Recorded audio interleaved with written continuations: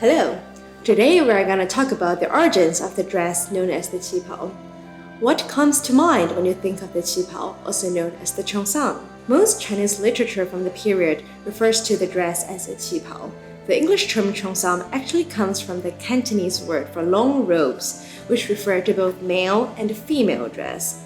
There's a whole academic debate around the origins of that term, but we are not getting to that in this video, unless you want to subscribe to see more. So, your impressions of the Qipao. Do you think Chinese? Do you think a sexy, short, tight dress? Do you think a slit all the way up to the thigh? Or do you think of waiters at Chinese restaurants? Or perhaps airplane hostesses? Or do you think of Hong Kong film noir such as In the Mood for Love? Or do you think of silent film actress such as Anna May Wong? Few items of clothing are now as closely associated with the Chinese image than the traditional Qipao. However, you may be surprised to know that it actually has a pretty short history. The Qipao as we know it only surged in popularity in the 1920s. That's almost 100 years ago now. For much of Chinese history, Han Chinese women wore a combination of a top and a skirt, or a top and trousers. When the Manchu established the Qing dynasty, modes of dress started to shift, as Manchu women wore long robes just like the men did. Those robes are seen by some as the precursor to the Qipao, as they had the iconic slanted front that fastened with frog buttons.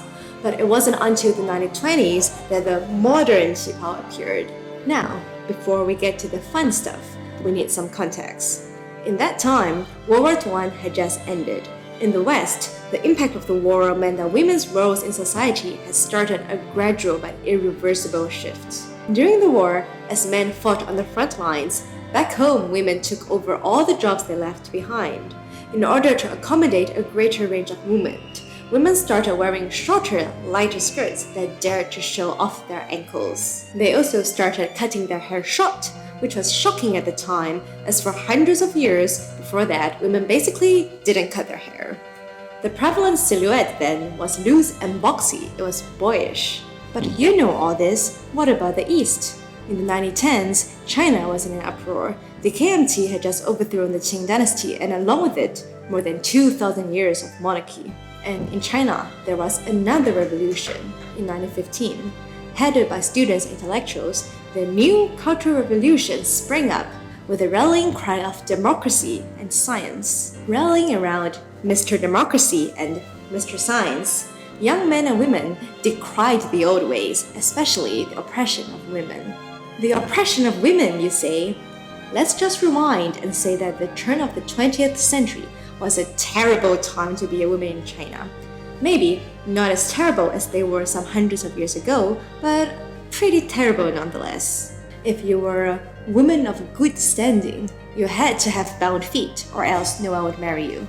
But if you weren't rich, female infants were routinely drowned after birth because families viewed them as a burden. Those that weren't were routinely sold off to be child brides known as 童养媳. Note, I don't know if this makes things better, but usually the betrothed are children too, and they only get married after they reach puberty. It's more like being betrothed in the cradle, I guess. The even less lucky girls were sold off to, well, the oldest profession. So all in all, just not a great time. But since the 19th century, China had been steadily opening up, if not by choice, then at least by gunpowder. An end to the isolationist policies of the Qing dynasty in 1842 led to an influx of new and diverse philosophical and political ideals. Intellectuals, especially young ones such as university students, started to realize that the old ways may be one of the reasons for China's repeated humiliation by Western forces. They decried the old traditions of Confucianism, from gems such as, and I quote, 女子无才便是德, 男主外女主内, to snappy forward idioms such as 男尊女卑. And like suffragettes in the West, the women started to raise the cry of dress reform. The first to go were the long hair and foot binding. Next were the layers of loose billowing robes, which were criticized as too loose in parts to keep one warm, but too tight in parts to restrict blood flow. The old style of dress was replaced by the Qipao, which was shorter and tighter than its predecessors, yet not as tight as it would get in its later years. The new dress combined traditional Manchu clothing elements with the 1920s Western short dress. So, the 1920s Qipao. This is what I'm wearing today.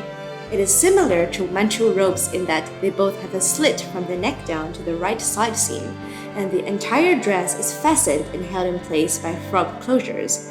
The frog closures may be elaborate or just a simple knot and loop. They also have a mandarin collar, something that Han Chinese clothing has had for centuries to protect the neck.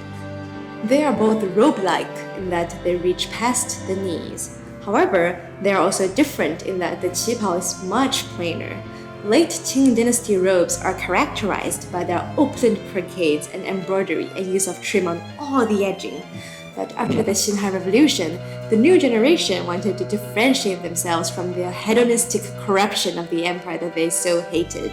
Much like the Regency period of classicism after the French Revolution, the new 1910s qipao was plain, often in an understated solid color, at most with a woven pattern in the fabric.